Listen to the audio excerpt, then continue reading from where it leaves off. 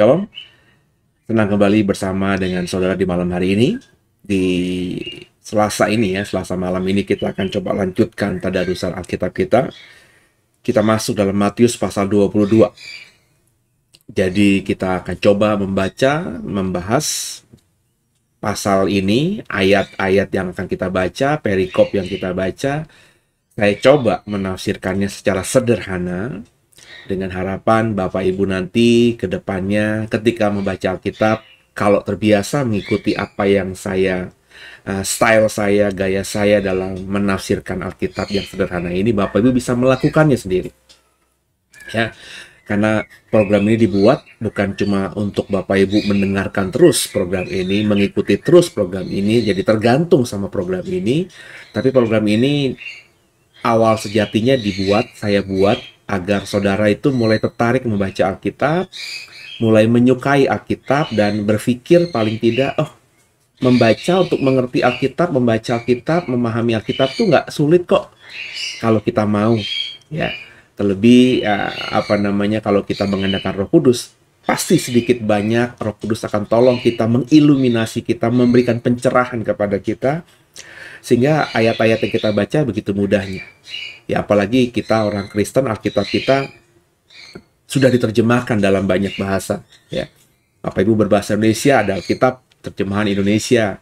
Bapak Ibu nggak bisa berbahasa Indonesia, bisa bahasa daerah. Lembaga Alkitab Indonesia dengan kerja keras yang luar biasa, harus diapresiasi tinggi, ya, sudah menerjemahkan Alkitab ini dalam berbagai bahasa.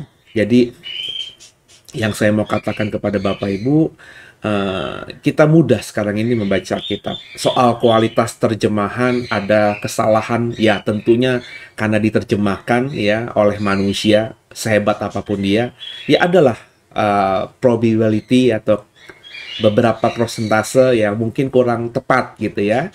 Jadi nggak ideal, nggak sempurna, karena namanya juga terjemahan. Tapi biar bagaimanapun saya percaya yang menerjemahkan kan bukan cuma satu orang. Dan ini sudah direvisi ya, sudah melalui ya LAI, terutama dalam hal ini sudah melewati beberapa kaidah-kaidah penafsiran atau ya penerjemahan yang tepat gitu ya, sehingga sudah di screening berkali-kali, sudah juga direvisi juga, sehingga kesalahan-kesalahan ejaka, kesalahan-kesalahan pemaknaan saya yakin sudah cukup dieliminasi ya, cukup diminimumkan ya, sehingga tidak terlalu signifikan. Jadi dengan bahasa yang kita miliki saja kita sanggup ya. Jadi itu kenapa program ini dibuat. Jadi berharap Bapak Ibu nanti ke depannya, ya kalau saya umur panjang, saya akan temani saudara sampai dengan tuntas dari Kejadian sampai Wahyu. Tapi kalau andai kata Tuhan berkata lain gitu ya, saya dipanggil duluan dibandingkan saudara, sehingga Alkitab belum selesai saya tadarusin, Bapak Ibu bisa melanjutkannya sendiri di rumah saudara ya, di mana pun saudara, sambil mengingat bagaimana kira-kira apa yang saya ajarkan selama ini dalam membaca Alkitab. Oke, jadi kita akan siapkan diri kita, dan sebelum kita masuk, saya mengajak kita untuk berdoa. Bapak mengucap syukur pada malam hari ini kami boleh ada dalam program ini kembali.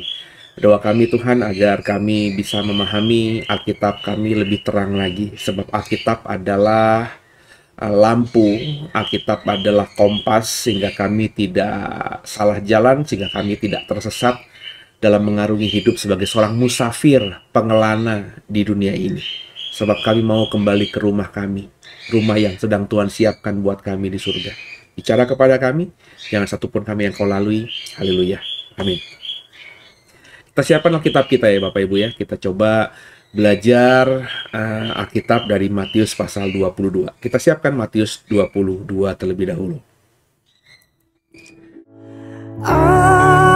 Mengerti Allah peduli segala persoalan yang kita hadapi, tak akan pernah dibiarkannya ku bergumul sendiri, sebab Allah mengerti.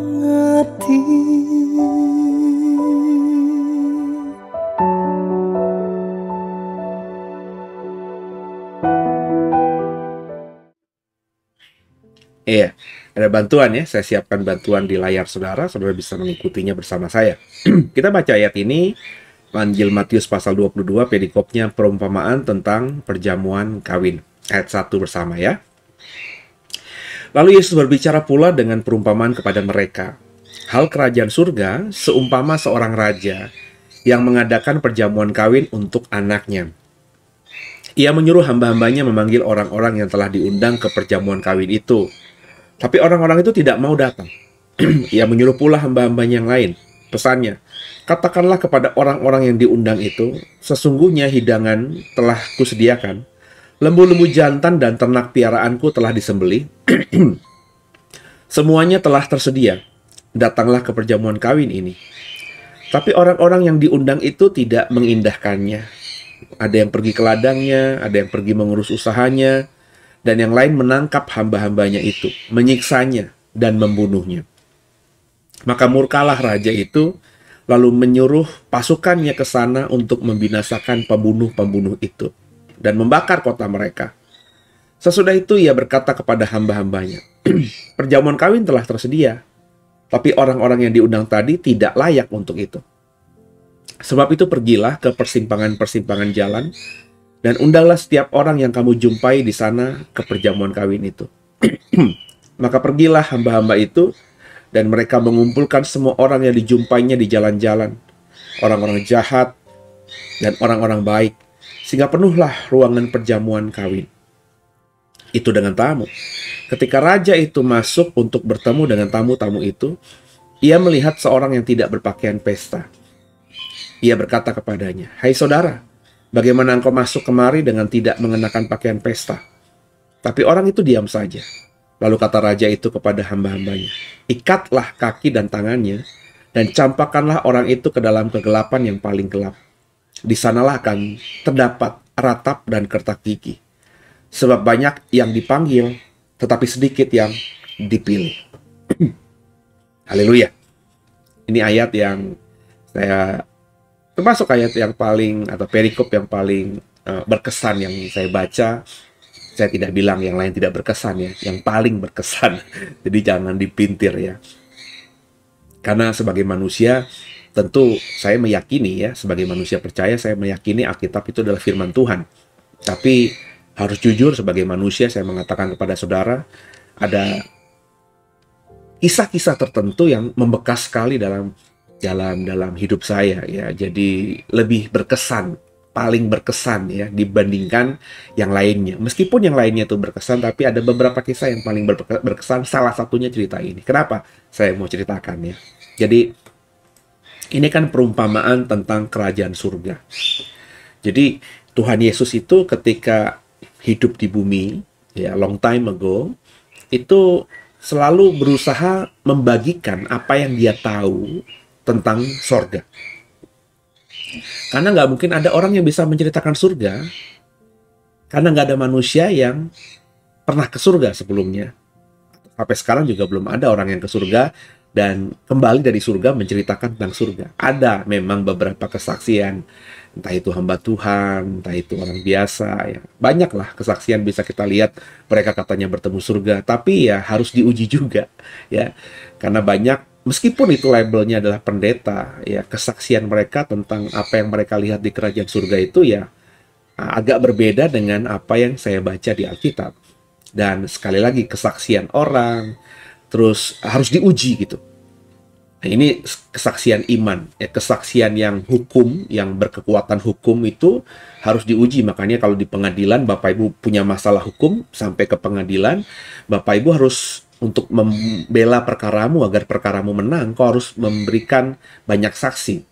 Dengan kau bisa memberikan banyak saksi, dan saksi itu bisa memberikan kesaksian dengan valid, ya, tidak dibuat-buat dan benar-benar jaksa, pengacara, penuntut, ya, jaksa, pengacara, dan juga hakim itu bisa melihatnya dengan jujur, maka kau mungkin akan menang dalam perkara itu. Nah, kalau yang hal duniawi, masalah hukum saja harus punya saksi yang lebih dari 2 atau 3 agar saudara punya kekuatan yang benar gitu, yang baik gitu ya. Apalagi kalau ini hanya kesaksian satu orang, kan namanya kesaksian ke surga kan nggak mungkin dia bersaksi rame-rame gitu ya. Jadi apa namanya, ini juga jangan ditelan mentah-mentah. Saya juga tidak berkata bahwa semua orang hamba Tuhan yang punya kesaksian ke surga itu salah ya. Yang saya mau katakan, yang paling tepat untuk bisa menceritakan surga adalah yang buat surga, yang berasal dari surga, bukan dari bumi atau dibawa ke sana balik lagi, tapi memang berasal dari surga dan datang ke bumi ini. Ya, ya, satu-satunya tokoh sejarah yang pernah ada ya Yesus yang kita imani. Meskipun itu mungkin beliau atau dia, Yesus Tuhan kita itu masih diperdebatkan dengan banyak orang yang tidak beriman Kristen. Ya, is okay lah. Karena Yesus ketika hidup saja tidak bisa meyakinkan semua orang yang pernah menyaksikan segala kehebatan dan mujizat yang diperbuatnya. Belum pengajarannya yang dalam. Lagi sekarang gitu ya. Ketika manusia semakin berkembang, ketika kekristenan sudah sampai ke belahan ujung dunia, ya ada orang yang nggak percaya, ada orang yang skeptis, ya itu pilihan mereka. Itu mereka. Tapi kita yang percaya kan meyakini sungguh Yesus itu dari surga. Jadi yang paling pantas ya, paling layak menceritakan surga adalah Yesus. Problemnya ketika Yesus menjadi manusia, ya dia tentu harus mencari cara untuk menceritakan surga itu seperti apa. Nah, agar manusia yang tidak pernah ke surga mengerti tentang surga yang Yesus mau bagikan kepada manusia ini, maka kisah surga yang dibawa Yesus untuk disampaikan kepada manusia, dalam hal ini orang-orang Israel yang hidup di zaman Perjanjian Baru, di zaman Tuhan Yesus, itu adalah menggunakan bahasa perumpamaan. Karena dengan bahasa perumpamaan itu lebih sederhana. Tapi meskipun sederhana, ini ngomongin surga. Makanya kalau saya ya agak sedikit memilah-milah pengajaran Tuhan Yesus. Pengajaran yang dikaitkan atau Yesus mengatakan kebenaran itu lewat perumpamaan itu saya kasih highlight atau penekanan khusus, karena setiap perumpamaan yang Yesus katakan itu hampir sebagian besar, kalau boleh tidak dibilang semuanya, itu berkaitan dengan kerajaan surga. Dan saya mau ke sana. Saya mau memahami surga. Saya mau mengerti surga. Jadi saya selalu mendalami soal perumpamaan ini. Nah, dalam kisah di Matius 22 ini, cerita tentang surga dibahasakan Yesus lewat perumpamaan tentang seorang raja yang mau mengawinkan anaknya. Jadi pangeran ini. Entah putra mahkota tidak dikatakan, tapi paling tidak pangeran. Nah, seorang pangeran kalau mau nikah, seorang raja kalau mau menikahkan anaknya, pangerannya ini, tentu ya harus besar-besaran. Ya. Dan ini yang dilakukan si ayah, dalam hal ini raja. Dia memanggil, meminta hamba-hambanya, prajurit-prajuritnya, hulu balangnya, untuk memanggil atau mengundang orang-orang yang tentu orang-orang terhormat yang diundang ke istana raja untuk menghadiri pernikahan pangeran ini atau anaknya ini. Jadi orang-orang terpandang, orang-orang kaya, saudagar-saudagar, para aristokrat, ya, anggota parlemen, juga bangsawan-bangsawan, keturunan raja lainnya, pokoknya orang-orang terpandang lah. Nah, mereka-mereka inilah yang menjadi prioritas undangan pertama. Jadi mereka diundang. Tapi ayat ketiga mengatakan orang-orang itu tidak datang, tidak mau datang. Ini lain, banyak soal ya. Ya, saya nggak tahu apa isunya ya. Apakah mereka tidak mau datang karena punya alasan tertentu? Tapi biasanya memang karena yang diundang ini orang-orang terpandang yang punya kesibukan. Mungkin undangan raja ini karena tidak dikatakan terlalu dadakan, dia atau mereka sudah punya janji lain yang begitu penting untuk bisnis mereka, untuk relasi mereka, sehingga mereka mengabaikan karena berpikir kalau saya datang tidak akan mempengaruhi apa-apa karena pasti banyak yang diundang oleh raja. Kalau saya tidak datang pun tidak terlihat karena pasti banyak orang yang datang ke istana raja tersebut dalam pesta pernikahan sang pangeran. Mungkin pola pikir mereka seperti itu sehingga mereka akhirnya mendahulukan apa yang mereka mau kerjakan. Sehingga Alkitab katakan nggak ada yang mau datang. Ya, apakah benar alasannya seperti itu saya nggak tahu. Ya. Lalu ayat keempat. Kemudian ia menyuruh pula hamba-hamba lain pesannya. Katakanlah kepada orang-orang yang diundang itu, sesungguhnya hidangan telah kusediakan, ya makanan sudah kusiapkan, semuanya yang terbaik sudah siapkan. Ayo datang. Jadi ketika hari H, kok nggak ada yang datang, ya diutus lagi dengan kurir yang tercepat gitu ya. Jadi dengan para penunggang kuda yang terlatih untuk memberitakan, ayo datang, pesta sudah mau dimulai. Dan Baginda sudah menyiapkan yang terbaik untuk hidangan. Dengan harapan ya menggoda atau menarik hati para undangan tadi supaya datang. Supaya mereka yang berpikir mau keluar kota untuk berbisnis, yang mereka mau bertemu dengan relasi bisnisnya berpikir, alah relasi bisnis kan cuma ngopi doang di coffee shop, ya itu bisa kapan aja lah ya. Ini raja ngasih informasi tambahan, hidangannya extraordinary, yang luar biasa, yang tidak biasa, dan mungkin agak sulit kutemukan. Aku kaya, tapi membuat masakan seperti ini ya tidak semua kita bisa. Mungkin lembunya aku punya, mungkin dombanya aku punya, tapi chef atau yang memasaknya itu spesial, hanya satu orang yang bisa. Dan kalaupun aku bisa bayar dia untuk masak untuk pribadiku di rumah, harus nunggu antrian karena yang bisa masak seperti ini hanya dia. Dan dia ini kerja sama raja, jadi kalau raja disenangkan ya dia tidak bisa keluar istana raja karena selalu menyiapkan santapan yang enak ini untuk raja. Apa lagi nih ya? Gratis pula gitu ya. Jadi diharapkan datang. Tapi apa terjadi? Tapi orang-orang yang diundang itu tidak mengindahkannya. Tetap ada yang pergi ke ladangnya, tetap ada yang mengurus usahanya sendiri, ya, tetap melanjutkan apa yang mereka sudah rencanakan sebelumnya. Bahkan di ayat 6 ada yang menangkap hamba-hamba raja dan menyiksanya dan membunuhnya.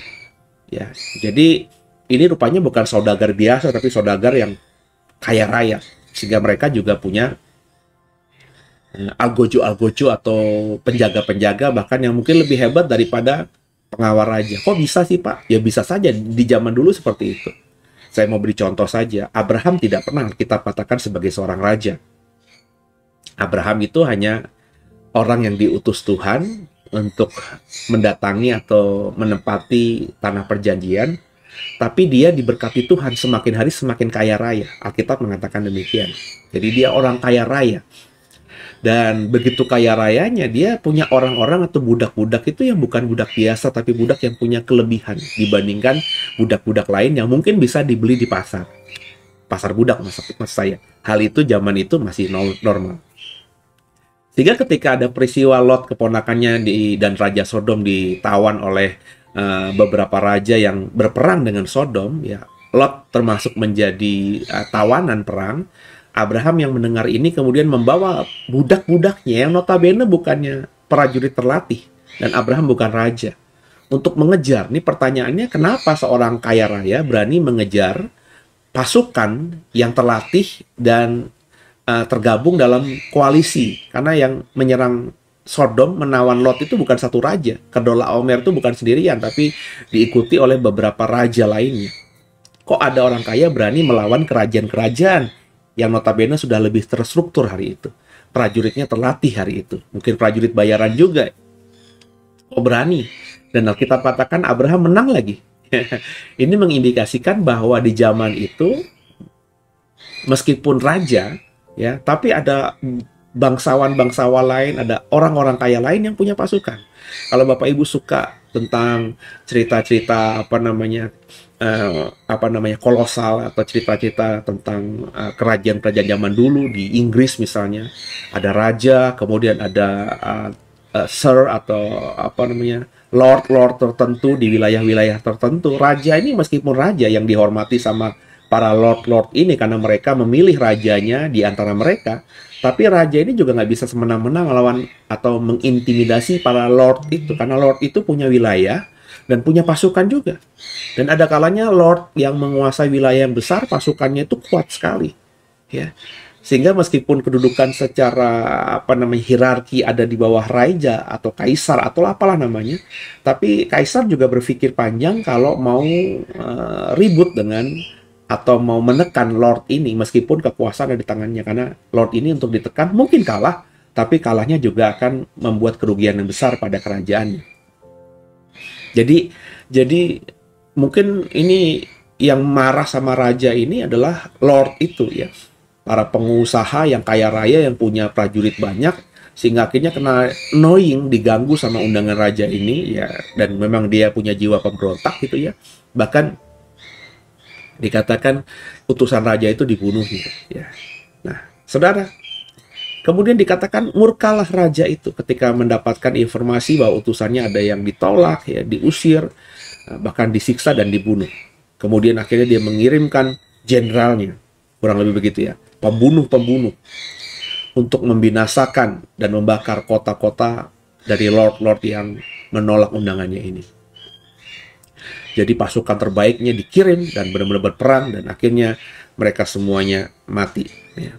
Setelah orang-orang yang menolak undangan raja dan memberontak pada raja ini mati, kan pesta harus jalan terus, ya. Sudah disiapkan, tapi yang diundang tidak mau datang. Akhirnya raja berpesan kepada para orang-orangnya untuk pergi ke persimpangan-persimpangan jalan dan undanglah setiap yang kamu jumpai di sana ke perjamuan kawin itu. Ya, jadi ke persimpangan-persimpangan jalan itu berarti orang-orang yang hiruk pikuk di persimpangan jalan. Dan tentunya bukan orang yang punya darah bangsawan, para pengusaha. Karena biasa di persimpangan-persimpangan adalah orang-orang biasa, ya. Orang-orang ya yang berjuang untuk hidup, yang selalu ada di persimpangan jalan, karena persimpangan jalan dibanding jalan yang lurus itu pasti lebih ramai, ya. Tol meskipun banyak mobil tapi lebih ramai di perempatan yang ada lampu merahnya. Kenapa? Karena kalau tol meskipun mobilnya banyak tapi kan ngebut semuanya, ya, lancar. Tapi di persimpangan jalan, perempatan jalan yang ada lampu merah di keempat jalan itu, ya, itu pasti jadi ramai karena kalau satu jalan, satu lampu merah hijau, 3 lampu merah lainnya itu pasti merah. Sehingga akhirnya ada crowded di situ, ya. Itu makanya maafkan saya, ya, para pengamen, maafkan saya gelandangan, peminta-minta, itu selalu kalau mau beroperasi ya mereka mencari perempatan atau lampu merah. Karena meskipun tidak terlalu banyak mobil, tapi namanya lampu merah kalau berhenti ya pasti adalah sekitar 3, 5, 10, 20 mobil terlebih motor yang berhenti karena lampu merah itu, dan itu menjadi tempat mereka untuk punya waktu bangsa beberapa menit untuk menyanyikan lagu yang ala kadarnya dan kemudian mengedarkan kantong untuk meminta uang, ya, hasil apresiasi dari para yang menunggu lampu merah atas atraksi mereka. Begitu kan? Jadi orang biasa, ya. Dan dari informasi ini tentu orang biasa yang tidak punya kesempatan sebelumnya dan tidak pernah berpikir, mereka mungkin tahu istana raja tapi tidak pernah berpikir bisa masuk ke istana raja. Akhirnya menangkap momen itu. Kapan lagi nih diundang raja nih, gitu, ya. Dan mereka semuanya berlomba-lomba karena di istana raja bukan saja mereka bisa bertemu raja dengan langsung muka demi muka, bukan saja bisa melihat kemewahan dan keindahan kerajaan atau istana raja, tapi juga bisa menyantap, ya, apa yang dihidangkan yang tidak mereka pernah bisa rasakan sebagai orang biasa, sebagai rakyat biasa. Ini pesta yang pasti menarik, menjadi magnet dari orang-orang yang mendengarkan undangan raja ini. Nah, ketika akhirnya orang-orang itu datang, ya, namanya juga berita disampaikan di persimpangan-persimpangan jalan, maka ya yang datang ke istana raja bukan cuma orang-orang yang baik tapi orang-orang jahat, karena di persimpangan jalan kita tahu, ya, bukan semua orang baik saja. ada orang jahatnya juga di situ, karena kalau perempatan jalan itu di mana crowded, penjamret. Bapak Ibu ingat beberapa tahun yang lalu ya, ketika saya ya masih kuliahan gitu ya, tahun 90-an, itu terkenal di Jakarta gerombolan kapak merah ya. Itu penjamret sebenarnya ya, spion mobil tiba-tiba dibekek begitu, dibawa kabur. Kalau apa namanya, orang itu tahu bahwa yang mengemudi mobil itu perempuan sendirian, maka dipepet dari dua sisi, kacanya dipecahkan, terus apapun yang bisa mereka raih dari dalam mobil, entah itu tas perempuan itu. Zaman dulu belum ada familiar laptop atau handphone ya, karena tahun 90-an meskipun sudah ada handphone, tapi belum tentu semua mobil itu atau semua orang yang punya mobil punya handphone gitu. Masih zaman pager zaman itu ya. Jadi kalau nemu dijamret gitu, dan itu bisa terjadi ya. Di persimpangan jalan ada yang ngamen, tulus memang ingin mencari uang dan tidak punya pekerjaan supaya anaknya bisa beli susu, terpaksa dia ngamen ala kadarnya. Tapi juga ada orang jahat di situ. Berkumpullah orang-orang di persimpangan jalan itu yang mendengarkan kabar ada undangan raja, dan mereka semua datang. Dan itu nggak bisa di screening ya, siapa saja bisa masuk ke situ. Tapi ketika raja itu masuk untuk bertemu dengan tamu-tamu yang diundang itu, yang raja tahu bahwa ini orang biasa, ya, tapi raja kecewa karena melihat ada seseorang yang tidak berpakaian pesta. Di ayat 12, ia berkata kepadanya, "Hai saudara, bagaimana engkau masuk kemari dengan tidak mengenakan pakaian pesta?" Tapi orang itu diam saja. Akhirnya kalau kita baca ayat 13, ayat 14, raja akhirnya menangkap orang yang datang ke istananya di pesta itu yang tidak berpakaian pesta. Sebenarnya kalau mau ngomong logikanya, kalau kita mau runut logikanya dari yang sederhana, orang ini nggak salah. Orang ini mungkin musafir, atau orang ini mungkin dari kampung, tidak punya apa-apa, tinggal menggelandang di persimpangan jalan. Ya, kemudian lagi dia lapar, lagi dia ngebayang, wah kapan aku bisa hidup beberapa lama lagi ya, aku lapar nih, nggak punya uang, nggak ada orang yang mempekerjakan aku. Tiba-tiba ada pengumuman dari istana, semua diundang, ada makanan enak ya. Ya dia tentu untuk menghidupi dirinya dia jalan aja gitu. Mungkin motivasinya ya tulus aja seperti itu. Dan dia tidak sempat berdandan karena memang dia tidak bawa apa-apa dan tidak punya apa-apa. Ya Bapak Ibu ya. Jadi dia datang ke istana raja, dan para pegawai mengizinkannya masuk karena memang para pegawai raja tahu bahwa yang diundang itu orang-orang di persimpangan jalan. Jadi mereka tidak berekspektasi yang datang itu wangi-wangi, ke salon dulu, pakai baju pesta. Jadi orang ini lolos aja begitu saja. Tapi raja tersinggung. Karena bagi raja ketika dia undang di persimpangan jalan, meskipun itu yang diundang adalah orang-orang yang dia sadar, orang-orang biasa, rakyat jelata, tapi mestinya orang kalau diundang pesta itu, di pikirannya raja menghormati yang mengundang. Apalagi yang mengundang adalah raja. Bersihlah paling nggak. Pakai pakaian yang terbaik yang mereka miliki.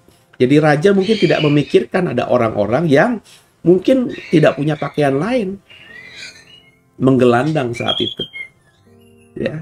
Ya raja kan di singgasana lihatnya ya normatif aja, nggak tahu kondisi lapangan bener. Dia pikir yang di persimpangan jalan itu orang jualan. Kalau diundang raja pasti pulang ke rumah dulu, ngajak suaminya, ngajak istrinya, ngajak anak-anaknya mandi, dandan dulu, lalu rame-rame sekeluarga besar naik oplet atau nyewa mikrolet itu, atau nyewa angkot gitu ya, untuk pergi ke kota gitu, ke istana. Raja tidak berekspektasi ada orang yang ya dengan pakai baju biasa sehari-hari, bahkan baju yang kurang baik untuk datang ke istananya. Bagi raja itu menyinggung. Dan raja berhak untuk itu, karena itu istananya. Toh yang buat aturan juga dia. Dan akhirnya orang ini ditangkap. Ya, dilempar ke dalam tempat kegelapan yang paling gelap, yang ada retak tangis dan kertak gigi. Sebab banyak yang dipanggil tapi sedikit yang dipilih. Nah ini tagline-nya di sini. Banyak yang dipanggil, sedikit yang dipilih. Jadi Tuhan tuh memanggil semua orang. Karena ini peristiwanya, perumpamaan tentang kerajaan surga. Ini kan bicara mengenai kerajaan surga. Yesus mengatakan, kalau mau masuk ke dalam kerajaan surga itu sebenarnya dipahami ceritaku ini. Kurang lebih begitu ya. Tuhan tuh mau memanggil siapa saja untuk masuk dalam kerajaan surga. Tapi meskipun semua orang dipanggil, tapi sedikit yang dipilih. Jadi Tuhan datang ke dunia ini menceritakan kabar baik, Injil. Yesus datang menjadi manusia, memberitakan kabar baik bahwa semua kita itu kalau percaya kepadanya belenggu kutuk dosa dipatahkan dan ada iman kepadanya maka dijanjikan keselamatan. Itu memang diberikan kepada semua orang, bukan cuma kepada saudara saja tapi ke semua orang. Injil itu bagi semua orang, kabar baik bagi dunia ini. Lepas apapun agamanya, lepas apapun suku, etnis, budayanya, ya, semuanya ditawarkan. Sorga diberitakan kepada mereka, kabar baik disampaikan kepada mereka. Tapi meskipun demikian, hanya sedikit yang dipilih. Yang dipilih itu berarti Tuhan memilih, ya, berdasarkan respon dari yang diundang. Kan ceritanya begitu, ya. Dalam cerita ini kan raja ini mengundang siapa saja di persimpangan jalan. Itu gambaran kita. Persimpangan jalan tuh bicara mengenai dunia di luar sana. Bapak Ibu yang backgroundnya orang jahat, orang baik. Bapak Ibu yang backgroundnya miskin, kere, susah, sakit-sakitan. Apapun masalah hidup saudara-saudara ditawarkan kabar baik ini. Tuhan datang ke dunia ini bukan hanya memberikan kepada orang-orang yang disebut bangsawan, aristokrat, orang kaya untuk masuk dalam kerajaan surga. Bahkan Yesus dalam beberapa tadarusan Alkitab kita sebelumnya mengatakan orang kaya sulit masuk dalam kerajaan surga. Lebih gampang unta masuk dalam lubang jarum. Semua ini ditawarkan, kita semua ditawarkan. Tapi tentunya ketika kita mau ke surga, respon kita pun harus diperhatikan. Jadi kita bukan cuma terima undangan dan kita mau ke surga, sebab kalau demikian semua orang di dunia ini kalau ditanya, mau nggak ke surga? Oh, saya berani yakin Bapak Ibu tanya sama ateis pun, meskipun dia mungkin tidak mengerti surga, tapi dia mengerti pemahaman surga yang dipahami umum oleh manusia di dunia ini, maka dia bilang, maulah. Bapak Ibu tanya sama orang yang beragama apapun, mau nggak ke surga? Maulah. Siapa yang nggak mau ke surga? Karena pilihannya kalau nggak surga ya neraka. Siapa yang mau ke neraka? Orang yang tidak beragama saja tahu neraka itu katanya tempat penghukuman. Siapa yang mau dihukum? Pasti maunya yang enak-enak. Kalau surga ditawarkan, surga mau. Kalau undangannya siapa yang mau ke surga? Semua manusia di dunia ini pasti merespon, saya mau. Ya. Tapi bukan cuma merespon saya mau atau saya mau ke surga, tapi respon kita itu yang mau ke surga ini harus ditunjukkan dengan apa yang kita bawa dalam hidup kita. Dalam konteks perumpamaan ini harus menghormati Tuhan yang punya surga, yang mengundang kita dengan apa? Memiliki pakaian yang baik, pakaian pesta. Dan ini yang harus dimiliki oleh saudara. Ya, kalau saudara berkata lah, saya nggak punya apa-apa, emang hidupnya susah. Loh, bukan pakaian pesta itu bicara mengenai pakaian yang bling bling bling bling itu. Tapi Bapak Ibu meskipun hidupnya susah, Bapak Ibu harus menampilkan dirimu, karena yang diperhitungkan Tuhan itu adalah, yang dilihat Tuhan adalah ibadah yang sejati itu adalah tubuhmu, hidupmu.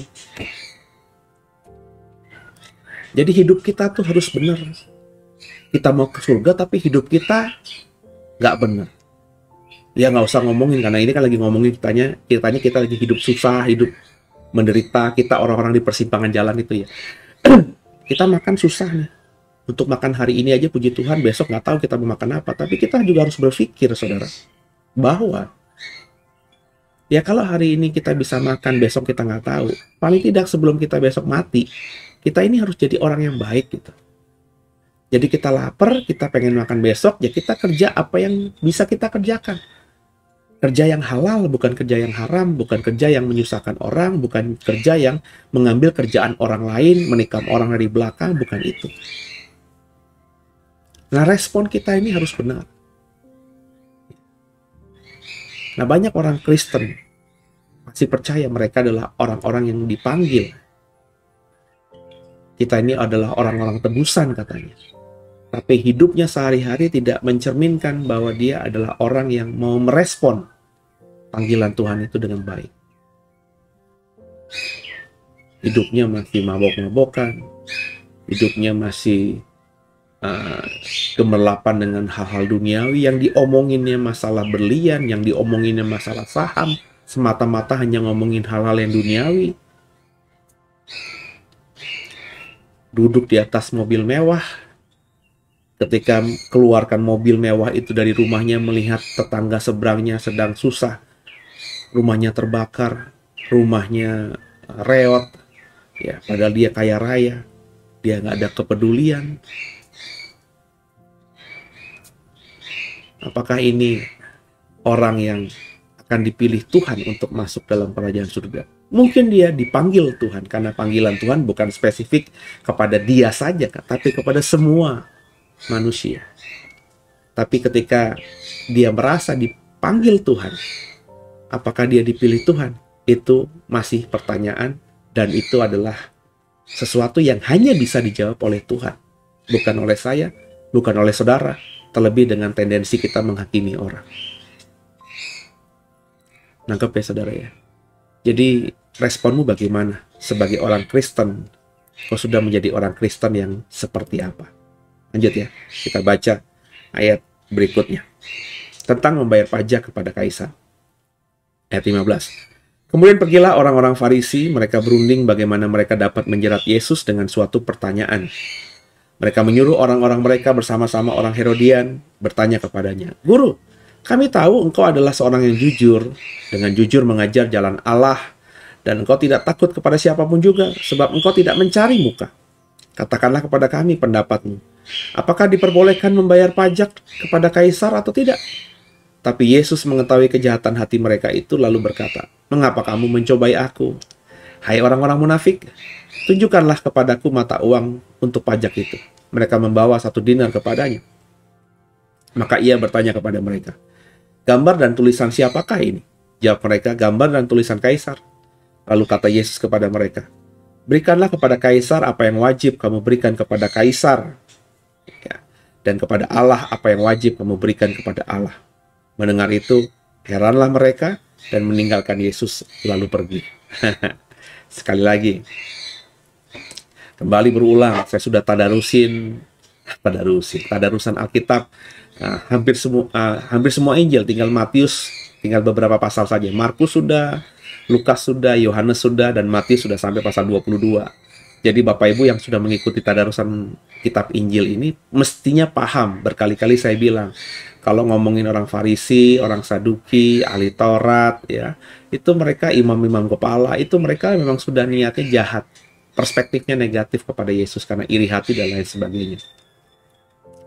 Jadi kalau orang seperti ini memang kalaupun berusaha menampilkan orang yang lempeng, itu bakal ketahuan. Terutama kalau Bapak Ibu memiliki kepekaan. Yesus tentu peka. Orang banyak mungkin tidak bisa curiga ada sesuatu di balik pertanyaan yang sederhana ini. Tapi Yesus tahu. Dan Matius mengatakan bahwa orang Farisi ini ketika itu sedang berunding gimana caranya menjerat Yesus. Ya. Mereka mungkin berusaha kemarin menjerat pakai pertanyaan-pertanyaan Alkitab, Perjanjian Lama, hukum Musa, dan Yesus bisa menjawabnya sehingga mereka tidak punya cara untuk menangkap Yesus karena bisa dituduh sebagai orang yang menista agama. Dan mereka juga takut sama orang banyak. Tapi hati mereka terus bergelora untuk menjerat Yesus, untuk menangkap Yesus. Karena mereka berkata, ini orang nggak benar nih. Ya, kalau dia terus dipertahankan, dibiarkan hidup, kita akan semakin ciong, kita akan semakin sial. Ya, karena orang semakin banyak mengikuti Yesus daripada mereka. Dan akhirnya mereka mau menjerat Yesus dengan sebuah pertanyaan. Tapi mereka kali ini tidak bertanya soal Taurat. Tapi mereka bekerja sama, dikatakan di ayat 16, dengan orang-orang Herodian. Orang-orang Herodian ini adalah orang-orang pendukung Herodes. Jadi zaman dulu itu orang Israel itu tidak semuanya, sebagian besar bahkan tidak mendukung Herodes. Meskipun Herodes itu adalah raja mereka. Raja wilayah. Kenapa? Karena Herodes itu pertama raja boneka. Herodes juga tidak memiliki darah Daud, nggak pantas menjadi Mesias atau yang diurapi. Dan ya Herodes itu hidupnya tidak mementingkan rakyat. Jadi sebagian besar itu tidak suka dengan Herodes. Tapi meskipun demikian ada segelintir dari rakyat Israel, dari orang Yehuda saat itu, dari orang-orang Yahudi saat itu yang mendapatkan keuntungan dengan Herodes, dari Herodes, entah bekerja, orang tuanya menjadi pegawai Herodes, atau bisnis mereka bisa lancar karena berbisnis dengan Herodes. Tapi orang-orang ini sadar gitu ya, bahwa mereka bisa hidup enak ini gara-gara Herodes, maka mereka mengkelompokkan diri, atau paling tidak Alkitab mencatat mereka sebagai orang-orang Herodian, orang-orang yang mendukung Herodes. Kecil sekali populasi mereka ini, prosentase mereka. Tapi ya, karena mereka punya link langsung ke Herodes, ini dipakai oleh orang-orang Farisi untuk bekerja sama. Yuk kita jebak, ya. Mungkin dipengaruhi juga dengan kata-kata, ini orang yang kita mau jebak ini mau jadi raja. Jadi kalau nanti dia jadi raja, Herodes dikalahkan, Herodes tumbang, kalian rugi. Nah tentu kalau udah masalah cuan, masalah mamon, ya pasti semangat 45-nya bangkit. Akhirnya kebencian itu timbul atas orang-orang Herodian. Dan mereka bertanya kepada Yesus soal tadi. Boleh nggak kita orang Israel ini memberikan pajak kepada kaisar? Ini pertanyaan bermata pedang dua. Yang pertama, kalau Yesus misalnya menjawab, waduh, ngapain kita bayar pajak kepada kaisar yang kafir? Wah, ini menjadi senjata. Orang-orang Herodian akan lapor Herodes, karena biar bagaimanapun Herodes itu menjadi raja aman karena dibantu, dilindungi oleh Kaisar Roma. Ya, pajak kepada Kaisar Roma itu, ya Herodes mendapatkan bagiannya. Jadi tentu kalau Herodes mendapat bagiannya juga dirasakan oleh orang-orang Herodian ini. Wah, ini bisa disebut pemberontak nih. Ya, jadi kalau dibilang nggak usah, kita harus membayar uang saja kepada Tuhan, membayar persembahan kepada Tuhan, ya, bukan kepada kaisar kafir, bermasalah. Ya, tapi kalau nanti Yesus menjawab, ya berikan kepada kaisar, kaisar harus mendapatkan terbaik. Nah, orang-orang Farisi akan menjadikan ini senjata mereka untuk diajarkan kepada orang Israel. Tuh lihat gurumu yang kau ikuti itu ternyata pro kaisar. Jadi dia itu adalah antek-anteknya Kaisar Roma. Orang kafir dia. Mata-mata dia. Sehingga orang Yahudi yang memang sedang terbangun penantian mesianik mereka, berharap atas munculnya raja, itu tidak lagi percaya, keras kepada Yesus. Ini kan permainan cantik yang berusaha dibuat orang Farisi. Coba problemnya dia mau mempermainkan Yesus dengan permainan cantik ini. Ya Yesus gitu dimainkan. Yesus tahu langsung apa isi hati mereka. Langsung Yesus bertanya, mana uang yang kau bayar untuk pajak itu? Dikasih 1 dinar. Gambar siapa ini? Gambar kaisar. Ya sudah, kalau memang gambar kaisar, berikanlah kepada kaisar yang wajib kamu berikan kepada kaisar. Dan berikan kepada Allah apa yang wajib kamu berikan kepada Allah. Perhatikan, nggak ada itu ngomongin soal persembahan kepada Allah, tapi Yesus menyampaikan ini. Itu karena Yesus tahu bahwa kalau dia menjawab berikan kepada kaisar saja, maka orang-orang Farisi akan memakai ini menjadi senjata untuk memprovokasi orang-orang Israel agar menjauhi Yesus dengan pengajaran dia adalah antek Kaisar Roma, mata-mata Kaisar Roma. Jadi jawaban Yesus menunjukkan kembali bahwa Yesus itu benar-benar memiliki hikmat yang luar biasa. Nah, ini yang penting buat kita. Berkali-kali saya bilang, penting kita punya hikmat. Sehingga nggak selalu kita menjawab pertanyaan itu ya dengan apa yang kita tahu. Dan kita nggak bisa berkata atau menilai semua orang itu baik, saudara. Kalau kita punya hikmat, kita akan tahu, nih orang yang bertanya, nih orang yang bertanya tulus, atau orang yang bertanya punya tujuan. Ya. Sebagai seorang guru, sebagai seorang pengajar, ya dulu waktu saya masih aktif mengajar di kelas-kelas, ya mahasiswa saya itu sudah saya tahu, ya awalnya saya bisa merasakan, tapi lama-lama saya tahu, ya karena kalau udah mengenal kan semakin tahu, ya ada mahasiswa-mahasiswa tertentu yang sering bertanya, tapi mereka bertanya itu bukan tulus gitu, mereka sudah punya pemahaman doktrin sendiri, jadi jawaban yang saya berikan itu pasti akan mereka counter karena mereka memang ya berusaha untuk mungkin karena ingin menguji dosennya, ya nggak suka dengan saya atau bagaimana gitu ya, sehingga mereka selalu punya alasan sendiri untuk mendebat dengan argumentasi. Lah ya, kalau saya saat itu levelnya masih mahasiswa juga, mungkin saya akan kalah. Tapi mereka lupa bahwa mereka sedang mendebat dosen gitu. Seseorang menjadi dosen sebagai saat itu guru agama gitu ya. dosen teologi gitu kan, saya tentu sudah melewati kelas yang mereka ikuti sekarang ini. Saya dipercaya jadi dosen pun karena pemimpin STT-nya melihat rekam jejak saya, ya, nilai, karakter, pengetahuan saya juga gitu kan. Sehingga ya saya bisa menjawab. Ketika menjawab ya, kalau orang memang mahasiswa itu niatnya memang sudah tidak suka dengan saya, ya dia paling kalaupun diam ya besok akan diulangi kembali. Kalaupun dia tidak bisa nahan diri, dia coba cari masalah baru lagi, pertanyaan baru lagi yang untuk menjebak saya. Nah itu makanya saya belajar ya dari sini dalam perjalanan hidup kekristenan saya sampai titik ini, bahwa penting kita punya hikmat itu. Supaya kita akhirnya tidak habis energi untuk meladeni orang-orang. Ya. Yesus ketika ditanya ini, ya karena dia Tuhan ya, dia tahu langsung. Problemnya kan kita bukan Tuhan. Ya. Kita nggak seperti Yesus yang bisa langsung menebak ini pertanyaan orang-orang Farisi dan orang-orang Herodian ini untuk menjebakku nih.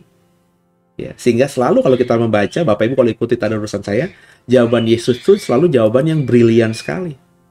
Ya. Kadang-kadang Yesus ditanya, dia nggak menjawab, tapi dia membalas dengan pertanyaan balik. Sehingga orang-orang Yahudi itu ya nggak bisa berdebat panjang sama Yesus. Nah ini style atau gaya seperti ini harus kita adopsi. Tapi bukan cuma semata kita adopsi, yang penting kita meminta hikmat. Kita tidak punya hikmat, karena hikmat itu datangnya dari atas. Yesus dari atas datangnya. Maka dia datang ke dunia ini dengan hikmat penuh dari Tuhan, dari Bapa, dari sorga.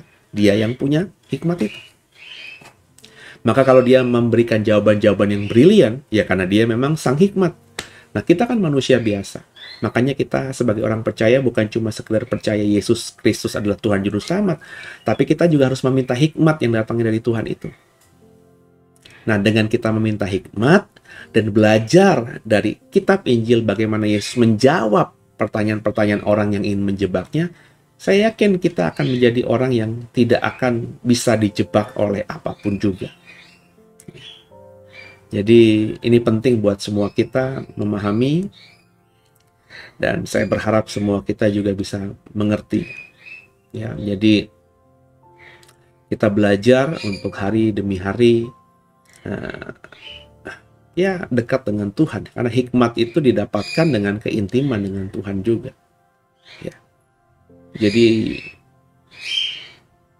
dekat dengan Tuhan, menyenangkan Tuhan, Tuhan akan berikan yang terbaik. Dan kalau kita belajar dari kisahnya Salomo, di mata Tuhan yang terbaik itu bukan emas dan perak yang harus dimintakan kepadanya, tapi hikmat. Maka saya asumsikan bahwa berkat terbaik dari Tuhan kepada manusia itu adalah hikmat. Jadi kalau kita dekat dengan Tuhan, kita hidup berusaha menyenangkan hati Tuhan, Tuhan itu tidak pernah berhutang. Dia pasti memberikan balas kepada kita. Dan balasannya yang tertinggi itu bukan kekayaan, emas, perak, dan lain sebagainya, tapi hikmat. Dan saya percaya kalau kita sudah punya hikmat itu, dan kita meneladani apa yang dilakukan Yesus, yang kita bisa temukan di Alkitab kita ini, maka saya percaya hidup kita semuanya akan diberkati Tuhan luar biasa. Orang menjebak kita nggak tahu. Nggak bisa. Nggak sanggup. Kenapa? Karena kita tahu kita sedang mau dijebak. Kita nggak mungkin salah dalam melakukan apapun juga, dalam berbisnis juga. Karena bisa langsung ngebaca. Ini yang nawarin bisnis, yang jadi rekanan bisnis ini apa orang benar apa tidak. Kita diberikan presentasi bisnis, kita tahu langsung ini bisnis bodong apa enggak. Kalau orang nggak punya hikmat, orang pasti akan salah dalam mengambil langkah, termasuk langkah bisnis. Ya, tergiur dengan kekayaan, lupa, akhirnya taruh aja dan akhirnya semuanya hilang. Ya. Dan orang berhikmat itu bukan style, bukan otomatis milik pendeta, milik orang yang punya gelar STH, MTH, DTH. Enggak. Ya. Kalau begitu maka semua pendeta berhikmat gitu. Faktanya banyak pendeta yang tidak berhikmat juga. Masih banyak pendeta yang juga salah dalam mengambil keputusan hidup. Jadi hikmat itu didapatkan sekali lagi dari keintiman dengan Tuhan, dan mungkin bisa kau mintakan belajar dari Salomo. Tapi saya tidak pernah dalam hal ini meminta direct kepada Tuhan, karena saya tidak pernah merasa ditanyakan sama Tuhan langsung. Salomo yang saya pelajari, Tuhan bertanya, apa yang mau kuberikan padamu yang kau mintakan padaku? Itu kata Tuhan kepada Salomo, maka Salomo minta hikmat. Nah, saya tidak pernah gitu Tuhan datang kepada saya langsung, minta apa Sen? Ya. Nah, karena saya menyadari Tuhan tidak pernah datang kepada saya minta langsung, ya saya berusaha saja untuk hidup baik, hidup benar, hidup semakin menyenangkan hati Tuhan, melayani Tuhan dengan sungguh-sungguh, dengan tulus, nggak mikirin apa-apa. Ya. Karena saya tahu, kalau saya mencari kerajaan Allah dan kebenarannya, maka semuanya ditambahkan dalam hidup kita. Karena saya tahu Tuhan tuh nggak pernah berhutang. Maka meskipun nggak saya minta, kalau saya melakukan sesuatu yang menyenangkan hatinya, Tuhan yang tidak pernah berhutang itu pasti akan memberikan sesuatu kepada saya di hidup saya di dunia ini. Dan saya sih dalam hati, meskipun tidak diucapkan kepadanya, tapi dia tentu tahu, gue nggak butuh emas perak, gue butuh hikmat aja. Karena orang punya hikmat pasti akan punya emas perak. Tapi kalau orang punya emas perak, nggak punya hikmat, emas peraknya pun lambat laun akan habis atau mungkin hilang karena kebodohan yang dimilikinya. Jadi saudara ya, kita belajar dari cerita ini bagaimana kita harus memiliki hikmat itu. Dan saya berdoa sungguh semua kita memilikinya dan belajar dari Tuhan Yesus, kita bisa akhirnya mengetahui apa yang ingin orang lain perbuat pada kita. Sehingga kita akhirnya tidak mencelakakan diri kita sendiri dan akhirnya bisa mencelakakan orang-orang yang kita cintai. Gitu ya, dipahami ya. Semoga jadi berkat, semoga benar-benar mengerti. Saya berharap sungguh ya, semua saudara merenungkannya setelah kita selesai program ini di malam hari ini sebelum tidur. Ya, haleluya, terpujilah nama Tuhan. Naikkan syukurku buat hari yang kau beri, tak habis-habisnya kasih dan rahmat-Mu.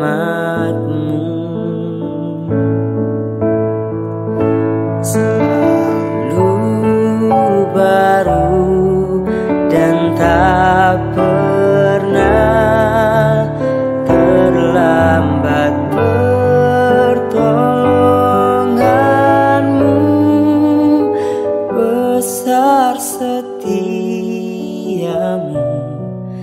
di sepanjang hidupku.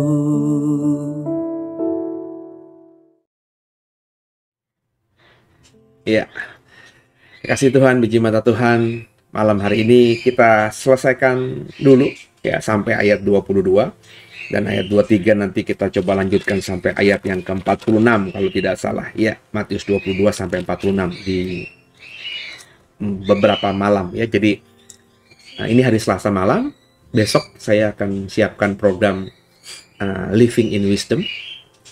Jadi supaya saudara yang mengikuti setiap hari, setiap malam di program ini ada variasi, bukan cuma tadarusan Alkitab, tapi saya di dalam Living in Wisdom ini coba ngebahas tentang topik-topik yang menurut saudara menarik ya, yang viral, yang mungkin ringan tapi membuat wawasan saudara semakin dalam ya. Sesuatu yang mungkin tidak bisa saya bahasakan dalam bahasa khotbah ya. Saya coba bagikan dalam program-program Living in Wisdom ya. Jadi setiap minggu kita akan ada dari Senin sampai Sabtu ya, dari jam 6.15 malam 18.15 ya. Senin sampai Selasa Deep Talk with Pase, Kamis sampai Jumat juga Deep Talk with Pase, tadarusan Alkitab 4 hari dalam seminggu itu. Dan di sela-selanya Rabu dan Sabtu ada Living in Wisdom. Kalau Sabtu saya coba mulai untuk yang awalnya episode awal itu bicara soal tentang apa yang Tuhan taruhkan di hati saya tentang akhir zaman.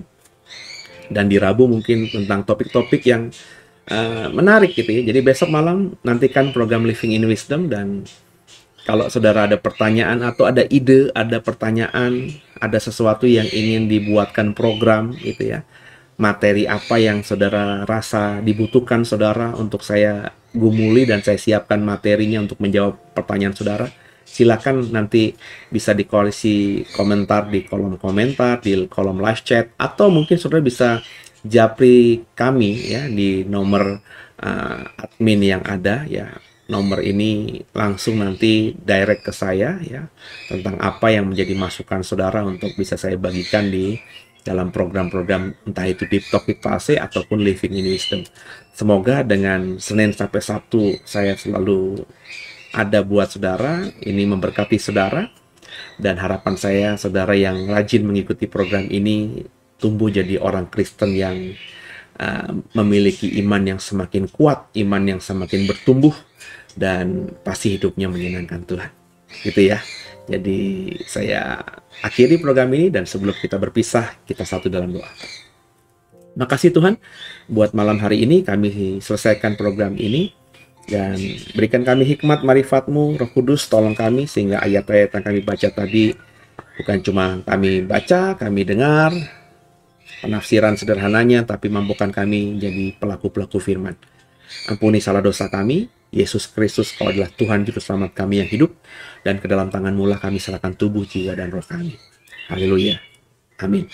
Selamat malam semuanya, selamat istirahat malam, sampai jumpa esok hari, dan saya doa hari Rabu besok, semua saudara diberkati Tuhan jauh lebih dahsyat daripada apa yang kau dapatkan dari Tuhan di hari Selasa ini. Semakin hari, semakin indah bersama Tuhan. Haleluya. Amin.